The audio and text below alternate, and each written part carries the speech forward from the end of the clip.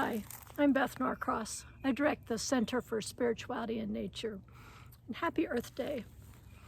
You know, today and of course throughout the year, we're focusing more and more on how we might help the Earth heal, help the Earth renew from the many, many different ways that we have put it at risk. And I got to thinking about another approach as I was walking down the lane here in the Shenandoah Valley.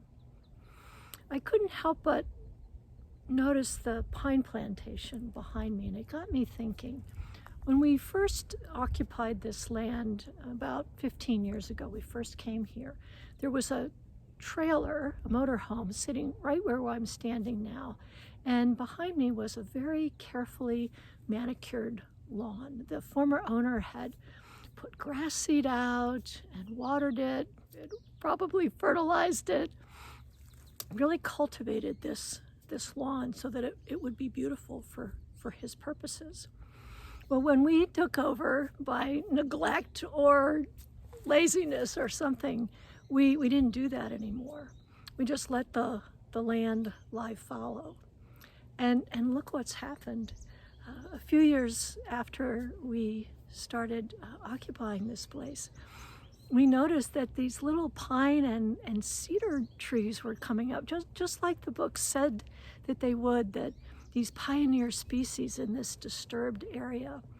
And as we continued our neglect, this is what's happened in the last 15 years. We have just a beautiful stand of Virginia pine and cedar and some maybe maples thrown in there. This is what happened by our doing nothing and allowing the earth to have the time and the space and the wherewithal to heal itself through what they call natural regeneration. Well, I got to thinking that there are spiritual lessons in that for us as well. I began to wonder how many times I have cultivated these spiritual grasses, if you will, that watered them and fertilized them and threw this seed out, and just to get this grass that had this kind of a root system that did no particular good to me or for that matter, the ecosystem. But it was pretty to look at. This habit I had of growing grass, growing spiritual grass.